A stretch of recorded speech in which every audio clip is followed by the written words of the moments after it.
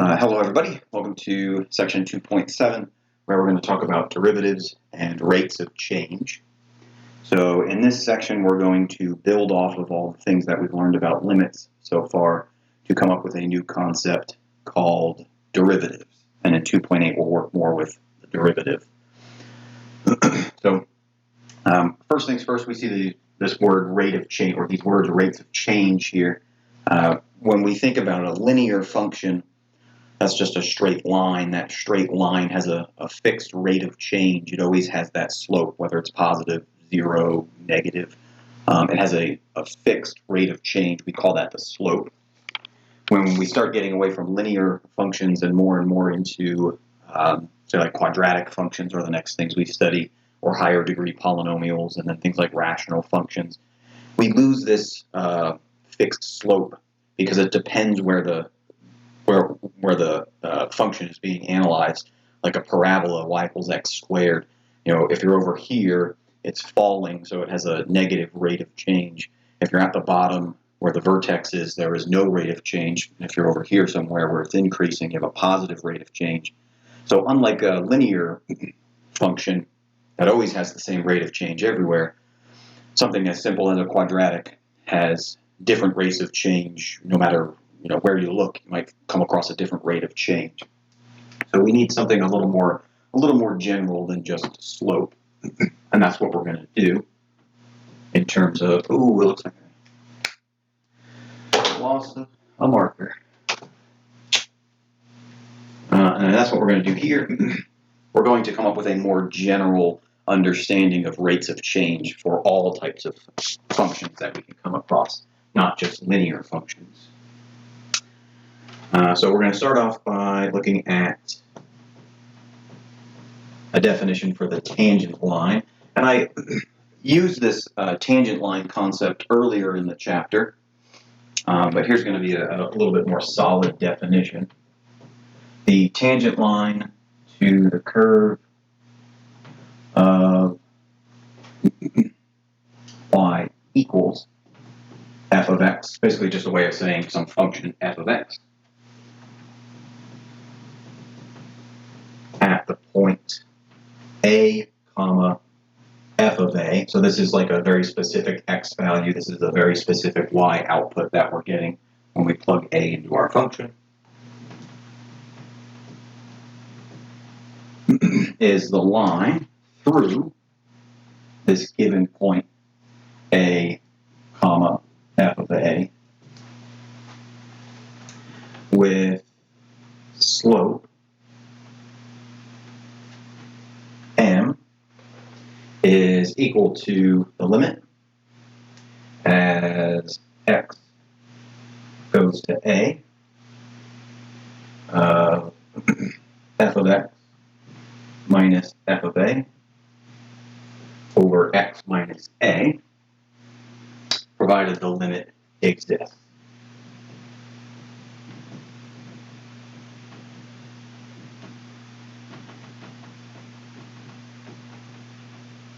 So when we look at a graph, say a more general function, we'll do it in blue. Let's say we have a graph of some sort of function f of x, and who knows what it may look like. Maybe it looks something weird like this. And we look at a specific point on the x-axis. We're dealing with the number a, and it's spitting out some sort of output. In this case, f of a is our output, whatever that value may be. And the tangent line is the line that passes through that point.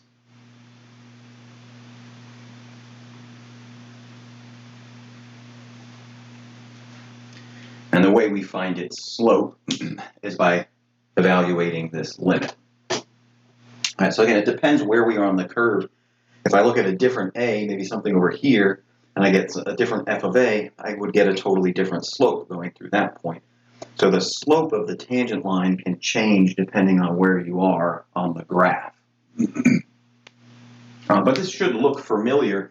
Maybe if I cover up the limit part with my hand, right, this sort of looks like the old slope equation like y2 minus y1 over x2 minus x1 or something similar to that. And that's basically where it is coming from. So this red line here is what we call our tangent line.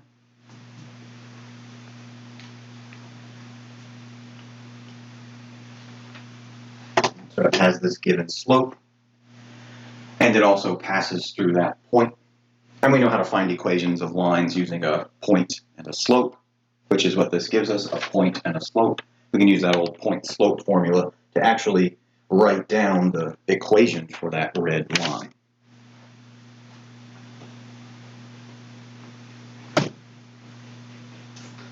So really this is just a fancier way of saying nothing new. Right? This is nothing we haven't seen before.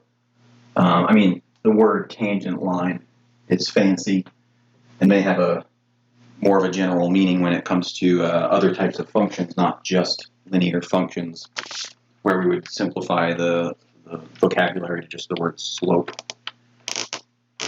So now, to kind of look back,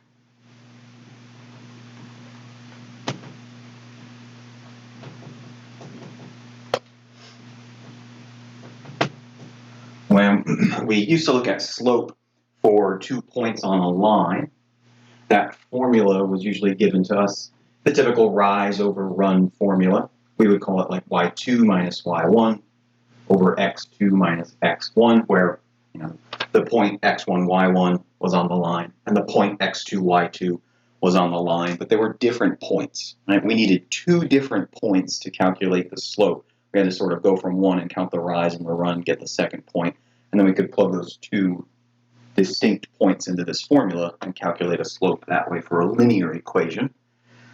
But in calculus, we're not so concerned with looking at 2 separate points and finding like an average rate of change.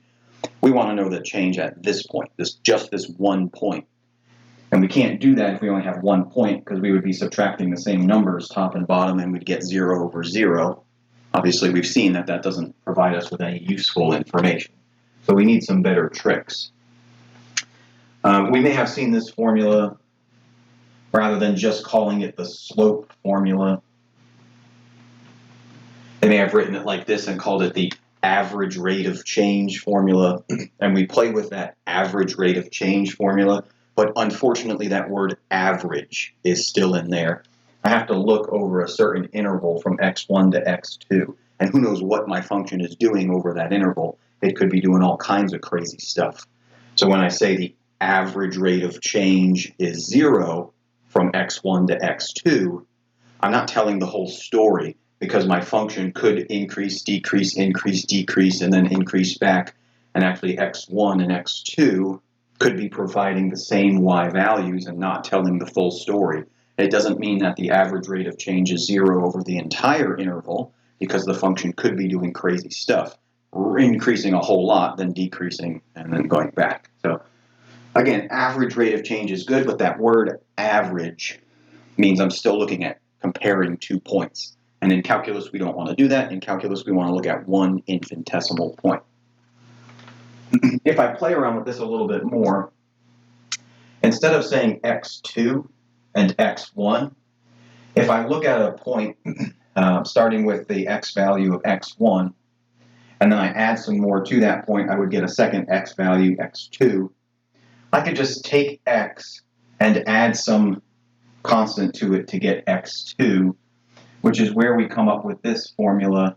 X2 is just a little bit more than x1, which means x2 is just x plus a little more, and x1 I can simplify to just say x. There's no reason to call it x1, and then x1 plus some more. I'm just going to say x1 is my x value I'm looking at, and then I'm going to add some to it to get x2, right? There's x1, it's just x when I simplify it, and x2 is just x plus a little bit more. And you'll notice on the bottom, I'm adding and subtracting those x values so they can cancel. And I get left with something that we have all seen before and we've all manipulated before at some point, as early as college algebra. This is called the difference quotient of f of x. So you can see that we talk about rate of change, or we start with slope, then we grow up a little bit, get more mature, we talk about average rate of change, then we can introduce this concept called the difference quotient. But this is still only good for 2 points. If I want to use 1 point, then I have to do a little bit of tweaking, because x and x plus h, those are 2 different points. If I look on the graph, this could be x, this could be x plus a little bit more, and then I go to look at my function, and again, my function could do some funny stuff. There's f of x right here. Here is f of x plus h right here. Now, the average rate of change I'm getting over that interval, when I look at the difference quotient, through those 2 points, I get a line with a slope that's looking quite positive, but it doesn't tell the whole story. My function over this interval from x to x plus h, where h is just a little bit more to add on to x, it decreases, then actually stops decreasing, has no slope, and then increases until it finally gets to x plus h. So again, it's not telling the whole story. It's just basically summarizing things, saying, hey, you know, from start to finish, things improved. But there were rough times in there, right? Things dipped down a little bit, stopped, and then improved. So it doesn't tell the whole story, which is why we want to look at a single point.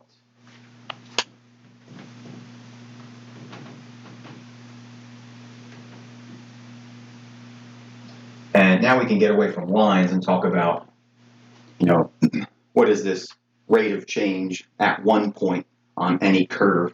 And we kind of want to stop using the word slope and go with rate of change. Actually, I will introduce the word instantaneous rate of change. All right, so this is good when we're looking at 2 points, but not good enough for us in this class. So now we want to look at the rate of change, or what we actually refer to as the instantaneous rate of change at 1 point. And this will be good not just obviously for straight lines, but for any curve. And that is, we have m is equal to the limit as h goes to 0 of f of x plus h minus f of x over h.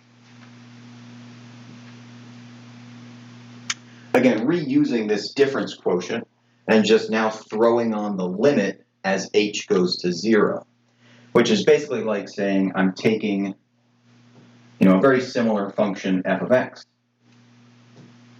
over this interval from x to x plus h, but I'm letting h go to 0, which means I'm getting closer and closer and closer and closer and closer and closer and closer and closer and closer to x.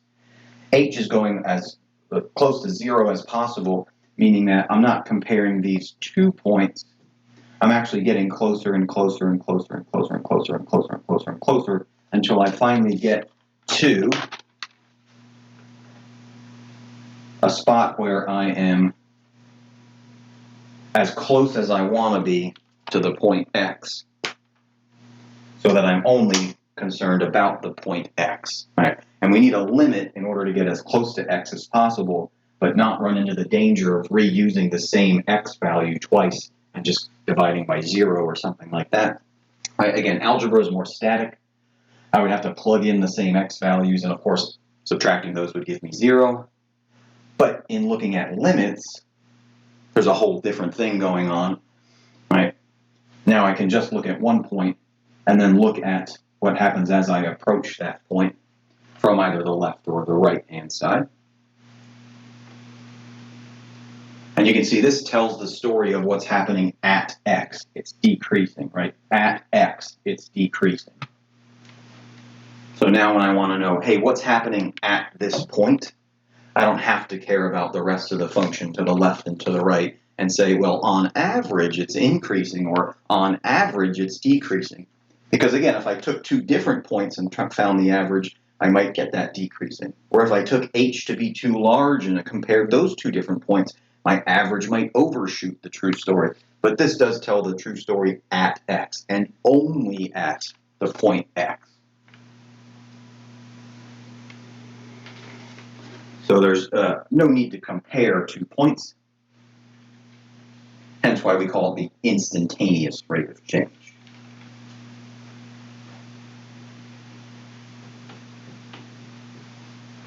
And that instantaneous rate of change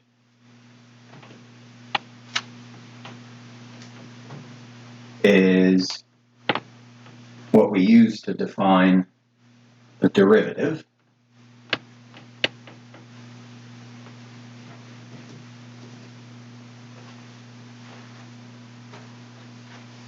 So here is the definition. The derivative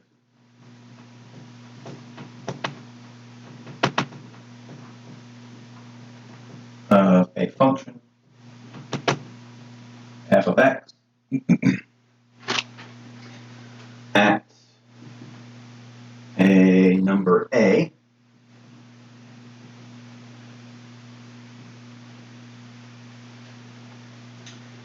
and make sure I get the notation in there, denoted f prime of a is f prime of a is equal to the limit as h goes to 0 of f of a plus h minus f of a over h, provided this limit exists.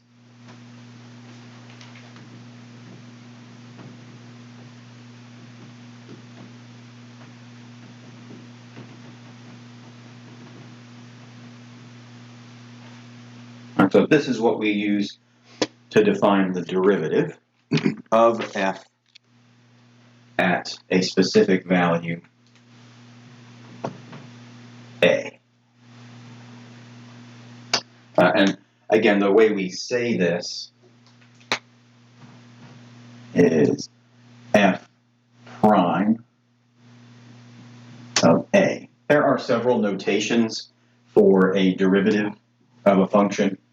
And in 2.8, we'll look at more general derivatives of functions, like f prime of x, where x is not a fixed number. Here we're looking at f prime of a, because we want to get a rate of change out of it. We want to get some sort of numerical slope for our tangent line. But later in 2.8, we'll actually look at the derivative as a function, something more general, rather than just as a slope or rate of change. So this is how we say this, f prime of a. There are different notations. Once we get more into differentiating, I'll show you some more notations. But there's really only about two notations that I like to stick to.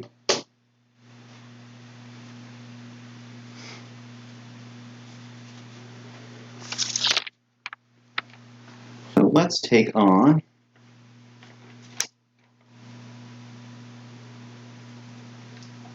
an example like this, where it asks us to find the derivative, which is this definition, of f of x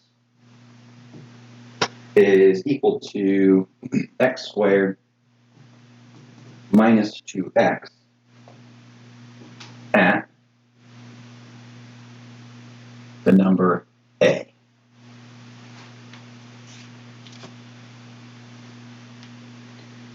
So in a sense, we're just basically plugging in the number a, but we're plugging it into this function. Now here's our definition.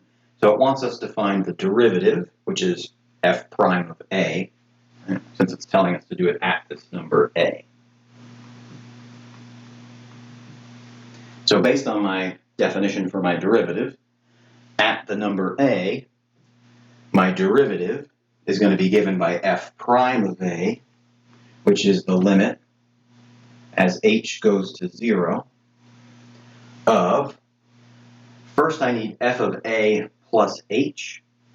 So I'm going to look for f of a plus h, which means x has to be replaced with the quantity a plus h, which means this gets replaced with a plus h, and then I square it, and then this gets replaced with a plus h, and I have to multiply it by 2 and subtract it from the previous a plus h squared.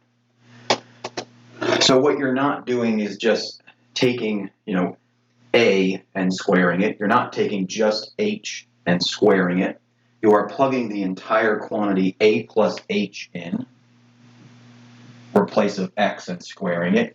You are plugging in the entire quantity a plus h in and multiplying by 2 and then subtracting it from the previous a plus h squared. So this is f of a plus h. Right? I replace x with a plus h, then square it with a plus h, then multiply by 2 and subtract it. So that's just this first piece. Now I need to subtract f of a. Okay, f of a is a little easier. I just replace x with a. I just replace x with a.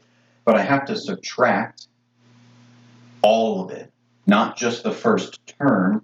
I have to subtract a squared minus 2a. And then the easy part is h goes on the bottom. So again, there are like pieces, and they're kind of like ingredients here. The first ingredient, f of a plus h, there is f of a plus h. Notice I'm squaring the thing the function told me to square. I am squaring the thing the function told me to square. Then I'm subtracting 2 of those things the function told me. I'm subtracting 2 of those things the function told me.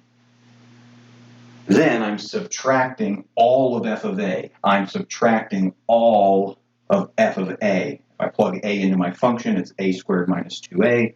There it is. But I need those parentheses so that I can distribute that minus sign properly, so that I can get rid of all of it. I don't just want to get rid of the first term, f of a. I want to get rid of the entire function, f of a. All right, so the algebra is pretty important. H on the bottom is just h on the bottom, and we're looking at the limit as h goes to 0. Now, you can't just plug in 0 for h. I mean, you could try it the first time, and then you'll clearly see that will never work ever again, because you'll get 0 in the denominator immediately. If h is 0, that's just a squared. If h is 0, that's just minus 2a. And now you've got a squared, you'll be subtracting a squared. You've got minus 2a, you'll be minus adding 2a. You'll get 0 up top as well.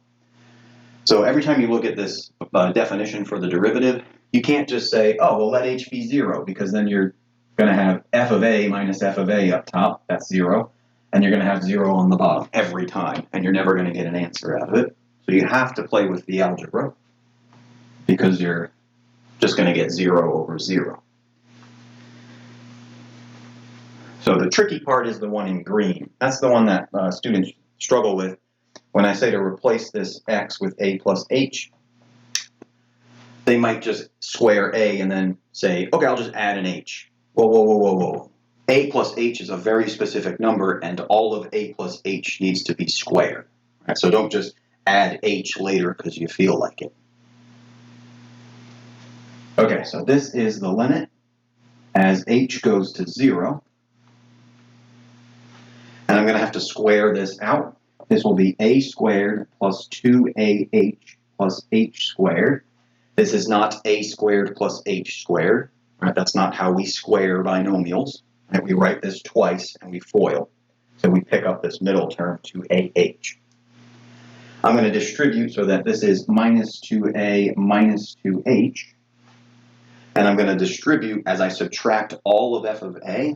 I'm going to subtract a squared. And I'm actually going to add 2a, because minus is plus 2a on the last term there. And then, of course, h goes on the bottom. And I still can't let h be 0, because if these are all 0, I've got an a squared and I'm subtracting a squared. I have a minus 2a, I have a plus 2a. and I'll still get 0 over 0. But what I can do is simplify the numerator, because there's a squared minus a squared. Those do cancel. There's negative 2a, there's positive 2a, those do cancel. And if you remember dealing with the difference quotient back in college algebra or again in pre-calc, then you do remember that you should get some nice cancellations to happen up top, and we do. So we can simplify this down a little bit to 2ah minus plus h squared minus 2h over h. Right, now you can really see where the problem would be. If I just plug in 0 here, I'd get a bunch of zeros and 0 on the bottom. Everything would be 0 over 0 and not make any sense.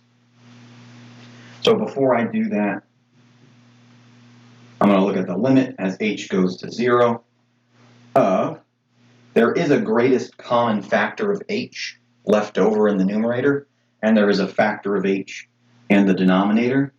It'll leave me with 2a plus h minus 2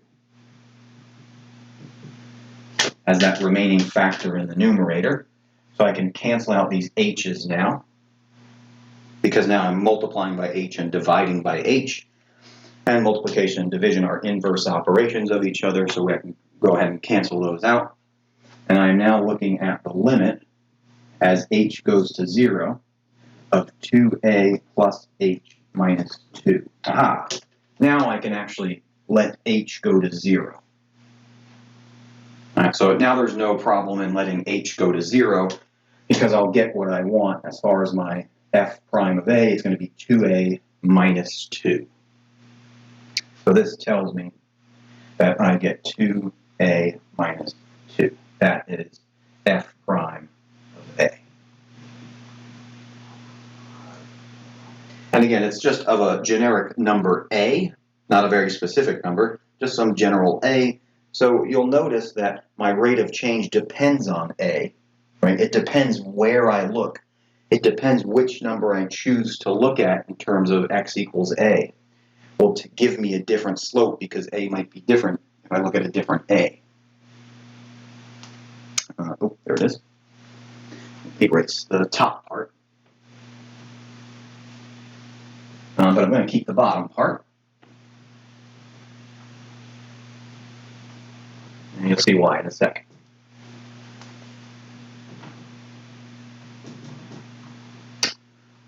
Find the, well, let me get my piece of paper so I get the wording. Oh, it's the same. Find the derivative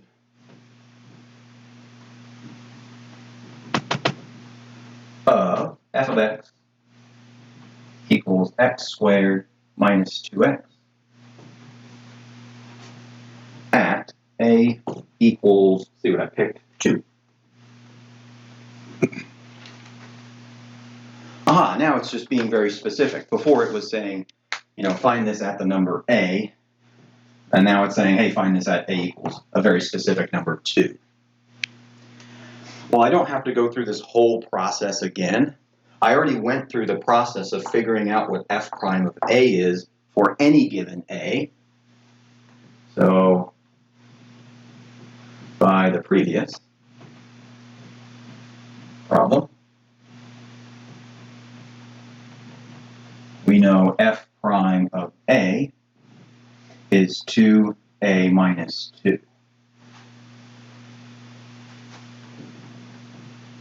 Thus, f prime of 2 must be equal to 2 times 2 minus 2. Right? It's telling me to just plug in a equals 2, which is what I'm doing, which is 4 minus 2, which is 2.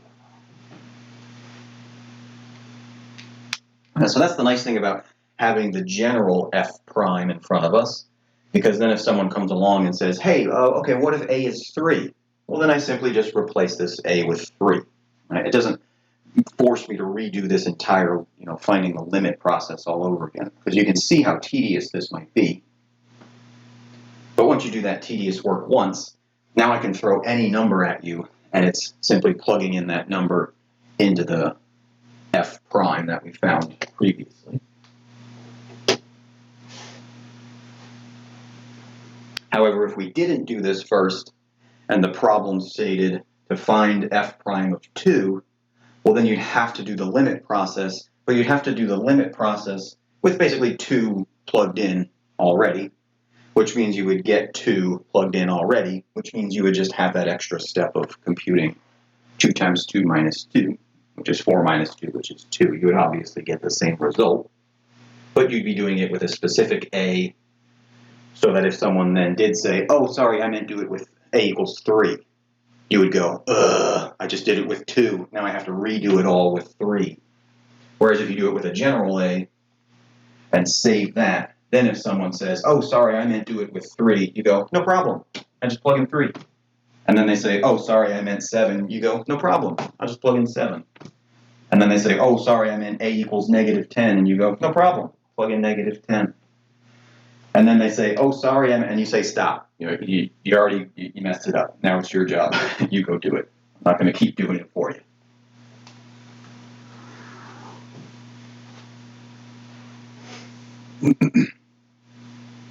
And then to piggyback off of this one just a little bit,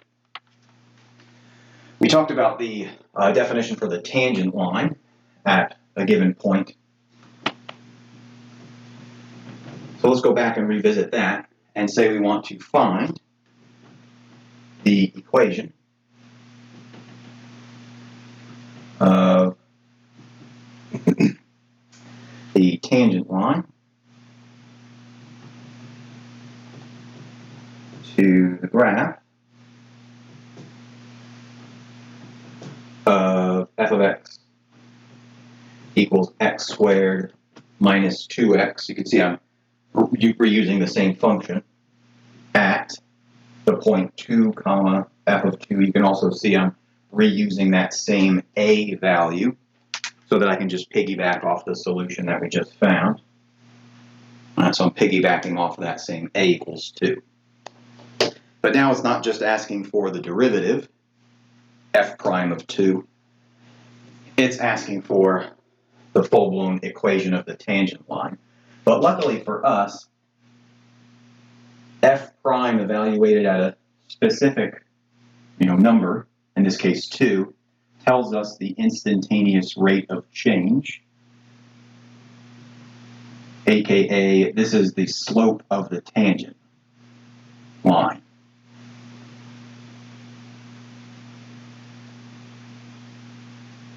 Because that's what the tangent line slope tells us. It tells us that rate of change here. So this has a rate of change of 2, which means this function at the point x equals 2 has a rate of change of 2. It's going to happen that way.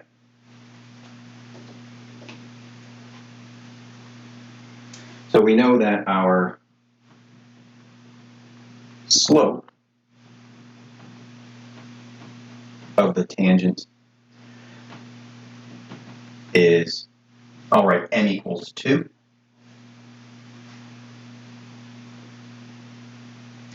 We also want to notice that we're looking at x equals 2 for the first part of the ordered pair, but we don't really quite know f of 2 just yet.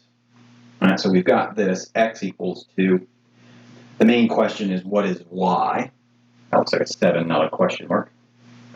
The main question is, what is our y value, or in this case, what is f of 2? Well, it's going to be 2 squared minus 2 times 2, which is 4 minus 4, which is 0. That's really nice because this tells us that our slope of the tangent is 2, and we are passing through the point, thus 2 comma f of 2 must be the point 2 comma 0. So now we've got the two things that we need. We've got our slope, and we've got our point, which we can combine these two things to write the equation of the tangent line using the old point slope formula. Because we have a point and we have a slope, so that's the formula we go to. Y minus y1 equals m times the quantity x minus x1, where x1 and y1 are coming from the ordered pair, and m is coming from the slope we desire. So remember when you used to have to come up with equations of lines, back in algebra? If you were given a slope and a point, you used the old point-slope formula, which was this guy. So that's all I'm going to do. I'm going to come up with the equation of a tangent line, and while I'm at it, I'll solve for y. So, thus the equation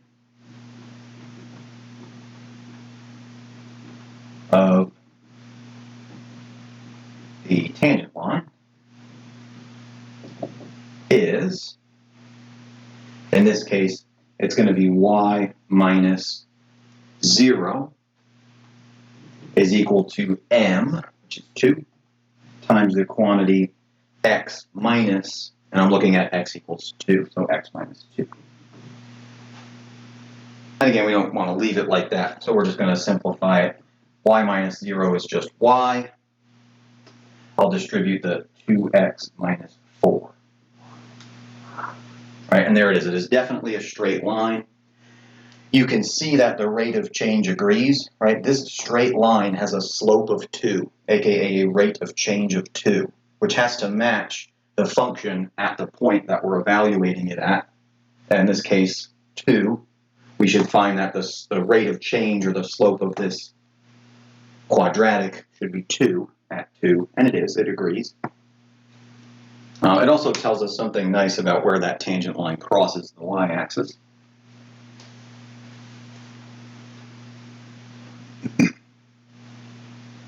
So this is really nice because, there it is, eraser.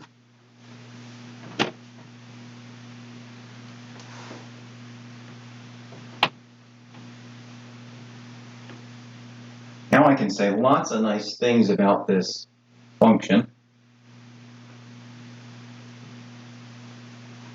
that I might not have been able to say before. So when I look at, I'm just going to rewrite the function up here, x squared minus 2x. There's lots of nice things I can do at this point when I analyze this function. I know that if I set it equal to 0, this thing will have 2 roots, one at 0, because if x is 0, this whole thing is 0, my function is 0.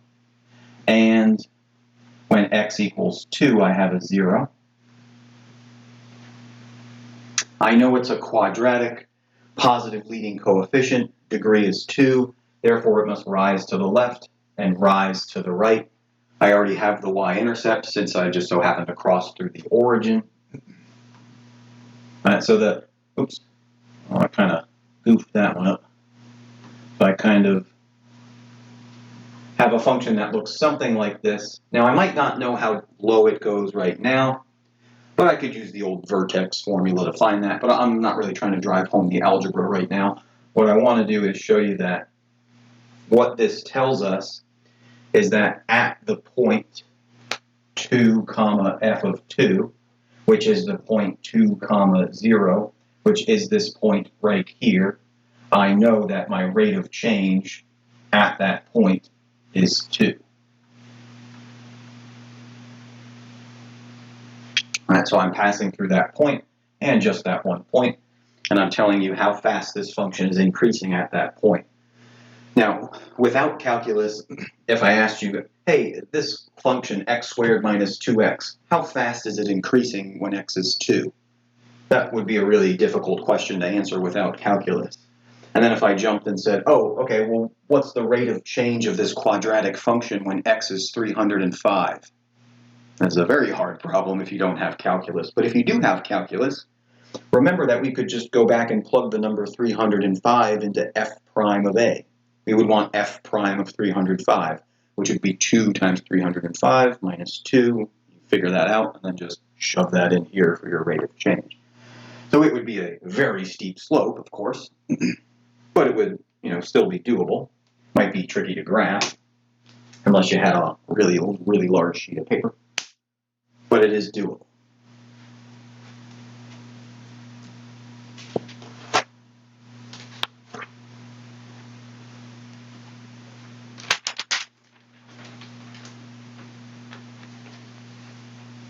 right, so again, just to sort of summarize up here, clean this.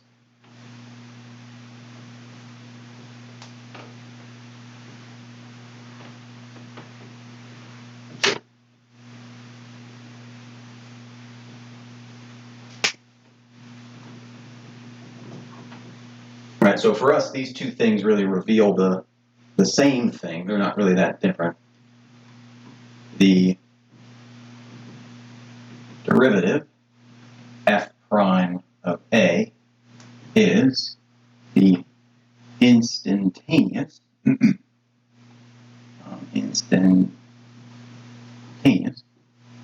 rate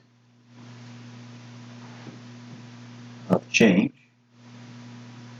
of our function that we're concerned about, f of x, at A. Right, that's all that is. So they really mean one and the same thing.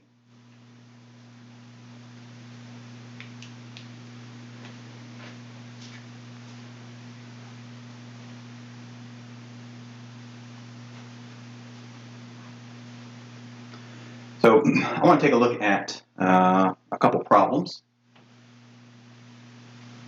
I think I'm going to need all the space I can get here. And I'm actually going to pull this one from one of the problems in our text from 2.7. And I'll give you the number as well. Actually, it's one of the even numbers. So it's one that you wouldn't come across in doing the odd numbers if you did the odd numbers out of the textbook.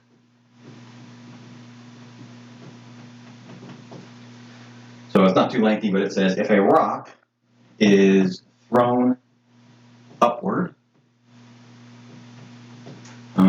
on Mars with a velocity of 10 meters per second, its height, obviously in meters, after t seconds, right, obviously we're measuring everything in meters and seconds, is given by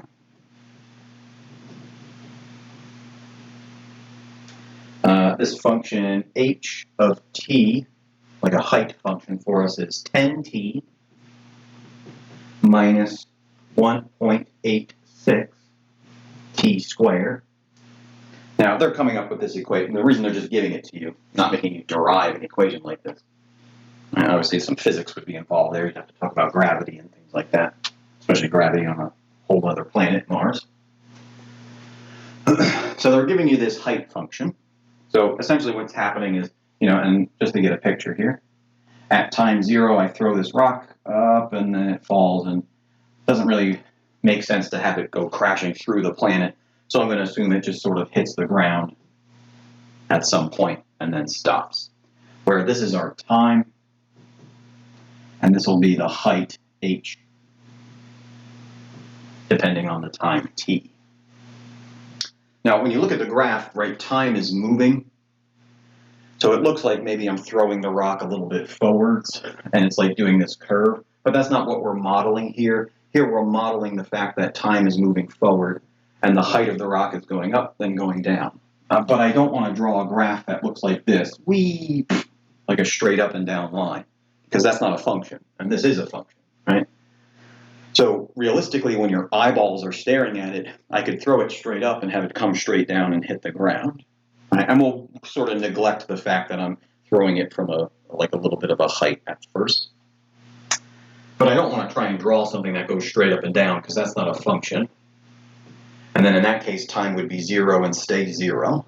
So because my variable is time, I'll get this nice quadratic arc. And look at this. This is a nice quadratic with a negative leading coefficient. Remember, the leading coefficient is always the coefficient in front of the term with the highest degree, in this case, the square. So technically, this is my leading coefficient. This comes later, plus 10t. So the negative in front of the square term is going to make this thing fall to the left and fall to the right. So it's going to be a quadratic, but it's going to be flipped upside down. and the vertex is going to be the highest point. All right, it asks us some questions. The first thing it asks us is, oh, right, it's in the book. Let me grab the book. A, it says find the velocity of the rock, not the famous actor, but just a rock, after 1 second. Part B wants us to find the velocity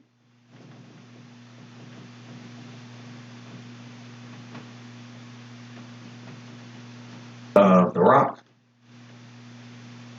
after A seconds. Or the book says when t equals A. Part C, when will the rock hit the surface?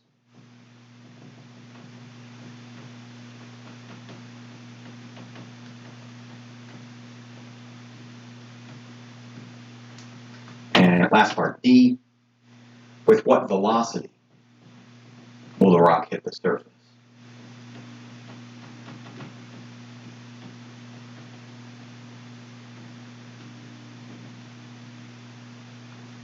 So this is fun stuff. Now we're actually talking about what happens when we throw a rock on the surface of Mars.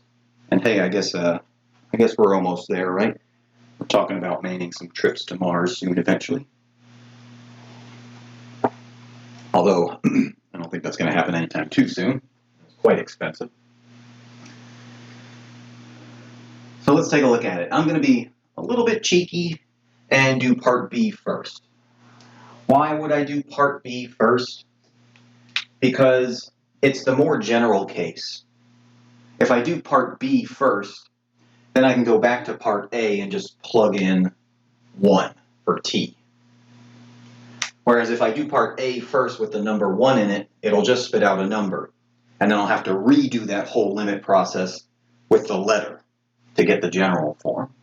So to save myself a little bit of work, I think I'm actually going to start with part B first of all, get the general form with A in it, and then go backwards and do part A by plugging in 1. It'll save some time. Now, when you see this word velocity, right, the velocity here, it's sort of cooked into the function. You can see it here, right? But when I look at this, the velocity is not going to be exactly the same. This is what we call the initial velocity, right? So the initial velocity that we're throwing the rock with is 10 meters per second. And that's why it's kind of sitting baked into the equation. And then this 1.86 stuff, that's coming basically from the gravity. So when you see that word velocity, you're talking about rate of change, right? How fast is this rock going? When you throw it, it's going to increase in speed. At some point, it's going to hit a height and stop, and then it's going to start to fall. And as it falls, it doesn't fall at a constant rate. It starts to pick up faster and faster and faster and faster and faster as it falls. So its velocity is actually increasing.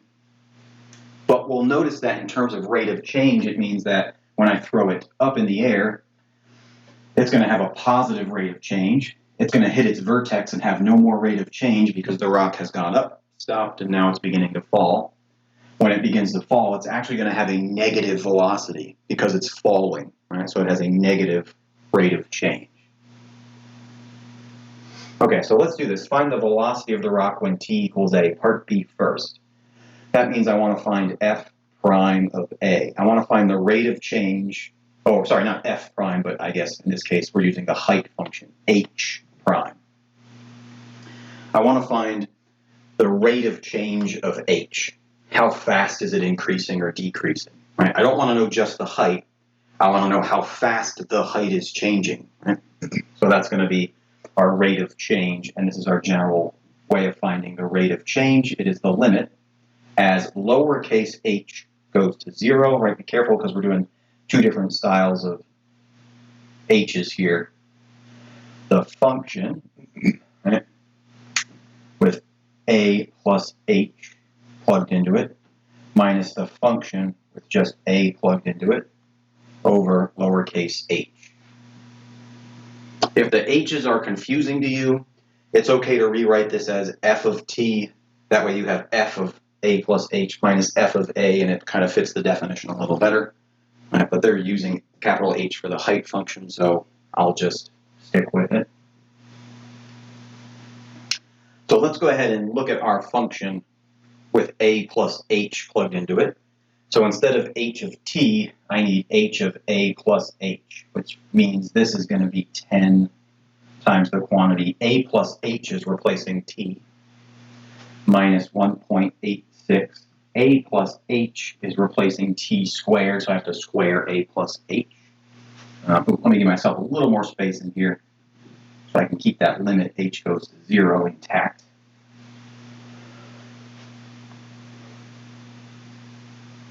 Now I have to subtract all of h of a, which means I have to subtract all of 10a minus 1.86 a squared. So again, the more tricky piece is replacing t with a plus h, replacing t with a plus h quantity, right? Replacing just t with a plus h quantity. Right, so make sure you're squaring the proper things that need to be squared. Make sure you're multiplying all of a plus h times 10. This is not just saying to replace t with a and multiply just 10 by a and then just add one of the h's later. Right? That's not properly replacing the variable with the new variable, which is a binomial a plus h. Replace that entire variable with the binomial a plus h. Replace that entire variable before you even touch the square with the binomial a plus h. Subtracting h of a means you really do just replace t with a.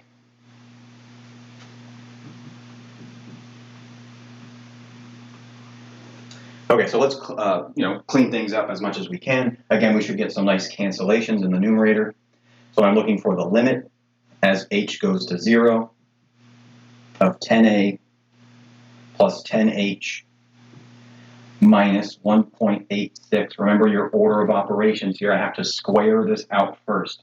A squared plus 2ah plus h squared quantity.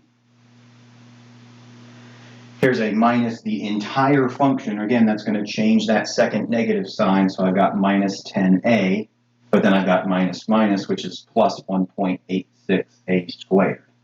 If you don't get the proper signs, then you won't get the proper cancellations. And that's not going to work out for you. And at this point, I just want to sort of pause for a second and say, notice how I'm writing limit h goes to 0, limit h goes to 0, limit h goes to 0, because I haven't taken the limit yet. So I have to keep writing that. If you don't write limit h goes to 0, then all you have is an algebraic expression, and you're not taking a limit, and that's completely wrong. Right? So again, respect the notation. It's a language. Right? If your English teacher tells you to write an essay and you feel like omitting certain people's names or verbs and you have run-on sentences that don't have any meaning, your English teacher is going to chop you down quite heavily and say, this is an F paper, it makes no sense grammatically. Right? Again, it's very important that I'm keeping this limit h goes to 0 because I haven't done any limit stuff yet. And you cannot plug in lowercase h equals 0, you'll just get 0 over 0. I'm telling you, guaranteed. So let's play around with it. Right off the bat, I do see some cancellations of positive 10a and negative 10a. I'm going to go ahead and distribute this out across those three terms, and you'll see what happens. I'm looking at the limit as h goes to 0 of 10h. I've got minus 1.86a squared, and then plus 1.86a squared. So when I do this first distribution, that first distribution is going to cancel and cancel. So I'm not even going to bother writing those. But I will write the minus 1.86 times positive 2ah, which should give us negative 3.72 ah, and then minus 1.86 h squared. So again, This first distribution is going to cancel out because I'll get a minus 1.86a squared and a positive 1.86a squared. I guess maybe I left that division bar a little too long. Shorten that up. Okay, so now I still can't let h be exactly 0. I've got h's everywhere, top and everywhere on the bottom. I just get 0 over 0. But because I notice that I do have h's everywhere on top, I can factor it out as a common factor and just have it cancel top and bottom and be left with 10 minus 3.72a minus, there's still an h left over here, 1.86h. Right? So there is still one h factor left over in the last piece. But that's okay because now I can look at the limit as h goes to 0. Since these h's canceled out top and bottom, I just have 10 minus 3.72a minus 1.86h. And obviously, since h goes to 0, this goes to 0. Which means I'm just left over with, and now I have finally evaluated the limit, so I get 10 minus 3.72a. There is h prime of a. So again, a little cheeky, I did part B first so that I can get the general h prime of a. So part B is done. Now, how easy is it to go back and answer part A? Right? They never told you have to answer them in this order. But do label which one you're finding, right? I'm not finding A. I labeled that was part B. But how easy would it be to go back and find part A? And the answer is quite simple. I'll leave that on the board because we're going to need it for part A. And I'll just replace the letter A with 1. Because they want to know what happens after 1 second, when time is 1. So here we go, part A. Find the velocity of the rock after 1 second. That is, to find h prime of 1, which is 10 minus 3.72 times 1, which gives us 6.28 meters per second. All right, see how easy it is to go back and do part A now that I have the general h prime of A.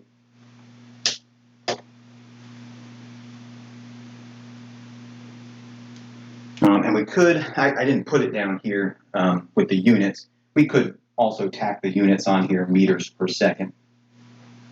All right, we're talking about the change in the height with respect to time, so the change in the meters with respect to the time, seconds. Here it's a bit more important because we're getting an actual value. Here it's pretty vague, but it is still baked into it. Okay, now let's just kind of go down the list here. Part C. Part C basically asks us to find when will the rock hit the surface. So it wants to know what this time t is. Now that's just time. That doesn't ask us for a rate of change. It doesn't ask us for the velocity. It asks that in part D. In part C, it just wants to know when this height will be 0.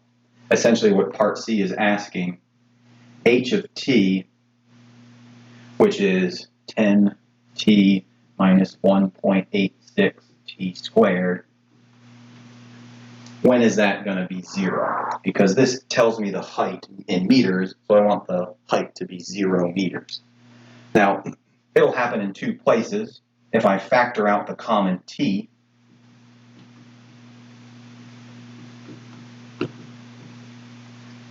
right, so looking at this quadratic, they both have a common factor involved with them, and that factor is t, so I factor it out.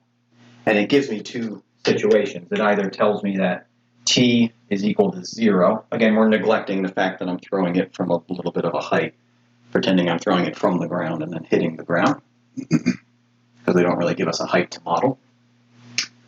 So this is where t equals 0. That's definitely not where it's hitting the ground, because that's where I'm throwing it. Right? As soon as I throw it, I hit my stopwatch, and then I have to wait a couple seconds to see when it's going to hit the ground. Or at 10 minus 1.86 t equals 0, it will hit the ground. So that's the equation that I have to solve.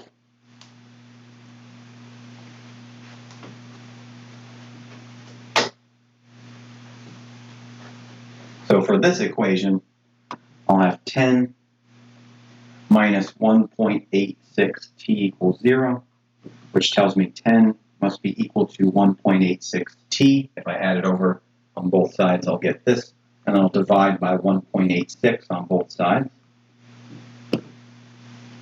That's going to be a really nasty number. So we're going to say that 10 divided by 1.86 is approximately 5.38 seconds for our time t.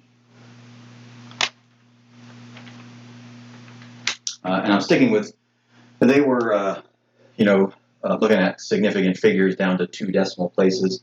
So that's why I chose this significant figures down to 2 decimal places. I think it was actually 3 or 5.37 something. So after about, almost 5.4 seconds, it'll hit the ground. That seems reasonable, right? I throw it, it stays up in the air for quite a good bit of hang time, but then again, there is less gravity on Mars, and then it hits the ground.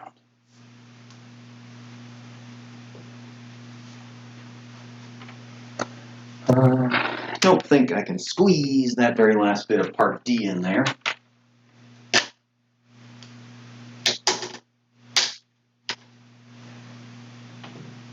Oh yeah, I'm going to take care of this.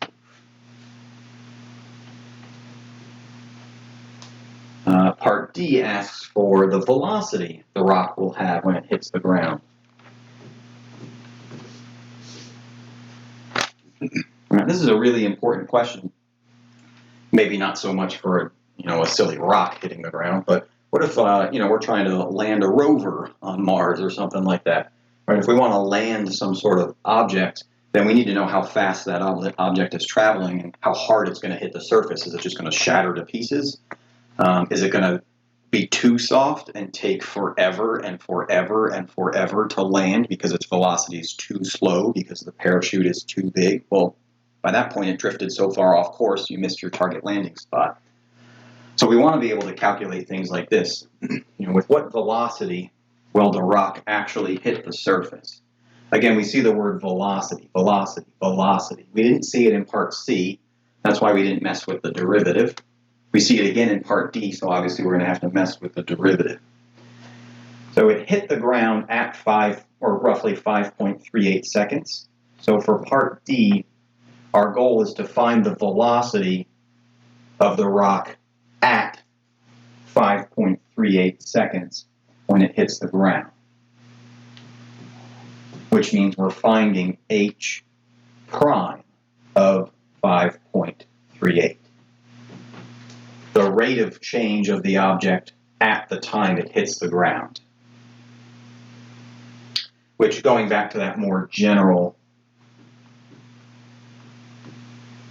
10 minus 3.72 times a, where a is now not 1 second, but 5.38 seconds. So again, my general rate of change for h, I'll rewrite it over here because I did have to erase it for room.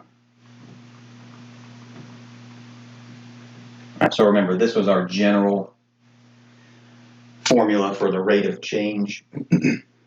So I'm just replacing a with a very specific time in mind.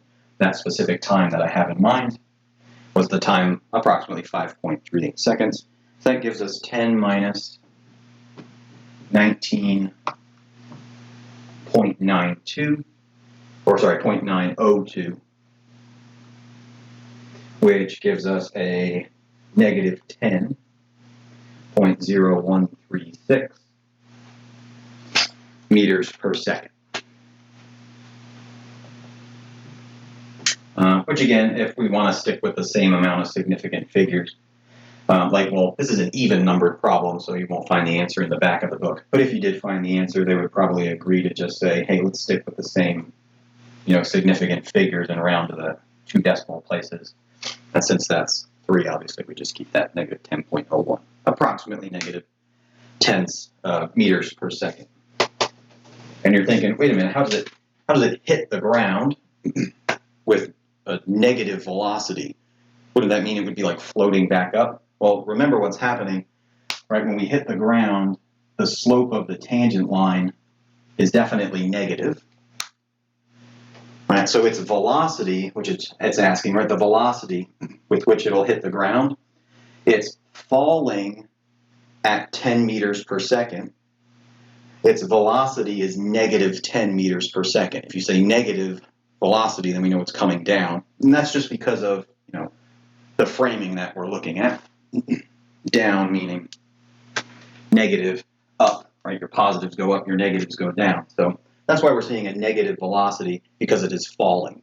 If we had this as a positive velocity, it would actually be going up, right? Leaving the atmosphere.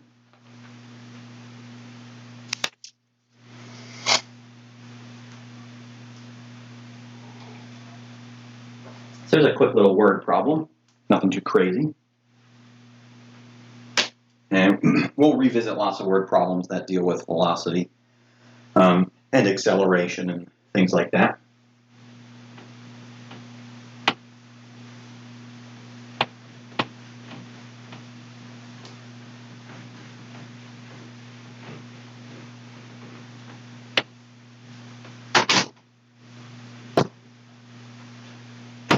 Okay, I'm going to steal another one out of the book.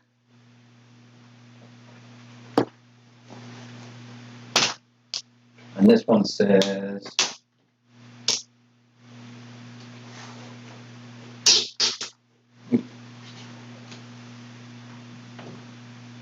if an equation of a tangent line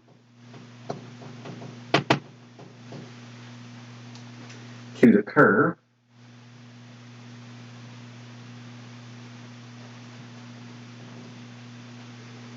of y equals f of x at the point where a equals 2 is y equals 4x. Let me squeeze this down here so it's a little easier to see. Y equals 4x minus 5. Find f of 2 and f prime of 2. This marker's getting a little dull. Oh, but you can still see it. That's fine.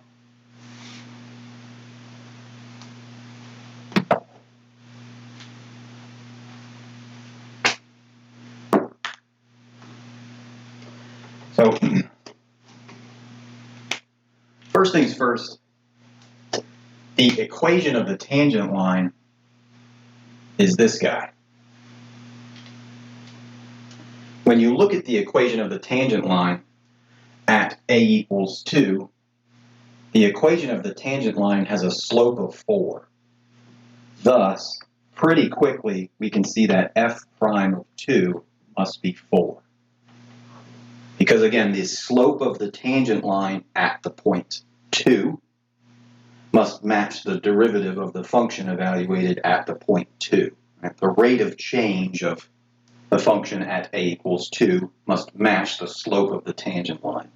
So we basically picked this one up for free just by staring at the equation of the tangent line.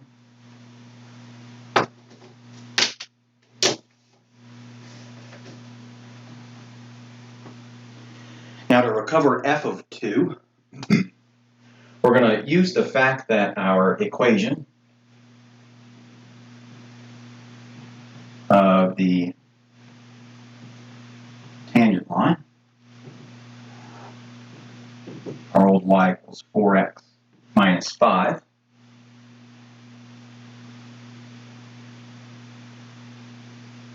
must be coming from something like this with the point slope formula, where we would have a rate of change at the point x equals 2. Well, there it is. We would have our x value. Well, there it is. In this case, it has to be 2. But we don't have f of 2. We don't have our y value. Oh, sorry, this should be y1, x1. That way they just match up to the same point. All right, so essentially we're looking for the ordered pair 2 comma f of 2. So this is really the output, the y output for f of 2, which means we're going to look at this as y minus our output when x is specifically evaluated at the number 2. And this already provided our m. All right, that's our slope. So again, this is what we call the point slope formula. There is a point x1, y1, which is a very specific ordered pair. In this case, that is a very specific ordered pair 2 comma f of 2, 2 comma f of 2. There it is. And again, our slope is, or what our slope is, based on the fact that this is the equation of the tangent line. Its slope must match the derivative evaluated at that point. Well, now if we look throughout here and distribute this 4, we get y minus f of 2 has to equal 4x minus 8. I'll add f of 2 on both sides. I don't quite know what it is yet, but I can add f of 2 on both sides to get it to cancel out on the left. So now I'm looking at y is equal to 4x minus 8 plus f of 2, which is also y is equal to 4x minus 5. So these two equations are both y.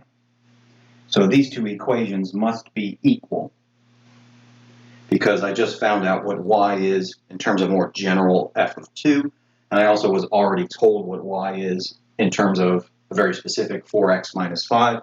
So y is this and y is that, so these are the same. So I set those equal to each other, and now, since I'm trying to solve this, but maintain the equality, I can add 4x, subtract 4x on both sides to get it to cancel on both sides. And now I'm left with negative 8 plus f of 2 has to equal negative 5, which then tells me that, and I'm sorry for working backwards here, but I'll need just a little more space. I can add 8 to both sides, plus 8, get it to cancel, plus 8 to get f of 2 is forced into being positive 3. So they wanted us to figure out what f of 2 is. We actually found that second, but that's okay. And f prime of 2, we actually found that first. That's got to be that 4. So just some algebra there.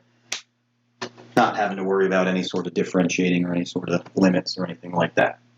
Just finding those two values.